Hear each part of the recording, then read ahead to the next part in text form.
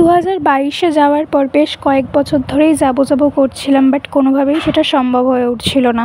আর এই বছর আমি চলে গেছিলাম নৈহাটি। কালী পুজোর বেশ কিছুদিন আগে আমি মায়ের স্বপ্ন দেখেছিলাম, বড় মার। তো তখনও আমি বুঝতে পারিনি যে আমি যেতে পারবো কি পারবো না। তারপরে সত্যিই দেখলাম যে আমি চলে গেলাম।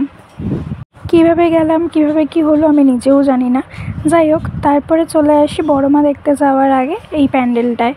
ঠাকুরটা নিচেই ছিল, শুধু সিঁড়ি দিয়ে ওপরে উঠেছি, আবার সিঁড়ি দিয়ে নিচে নেমেছি। আর দেখতেই পাচ্ছ খুব একটা ভিড় ছিল না, কারণ আমি গেছিলাম অনেকটা রাতে। কালী পুজোর পরের দিন আমি নৈহাটি গিয়ে দুবার বড় মার দর্শন পেয়েছি।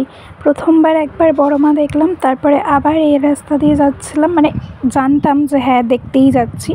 তো যতবার দেখছি ততবারই যেন দেখে শান্তি পাচ্ছিলাম না, এরকম একটা ব্যাপার হচ্ছিলো। তো বেশ কয়েক মিনিট ধরে আমি দাঁড়িয়ে দেখেছি বড় মাকে। আর এত সুন্দর অপূর্ব হয়েছে এইবারের মুখটা, অন্যান্য বারের থেকে অনেকটাই আলাদা ছিল এইবারের মুখটা। আর ওখানে দাঁড়িয়ে আমার যেন মনে হচ্ছিলো মা স্বয়ং মনে হয় আমাকেই দেখছে। যদি বড় মা তোমাকে না ডাকে তাহলে তুমি ওখানে সত্যিই যেতে পারবে না। আর আমার সাথেও এই কয়েক বছর ধরে সেটাই হচ্ছিল। এই বছর বড় মা নিজে আমাকে ডেকেছিল বলেই হয়তো আমি বড় মার দর্শন পেলাম।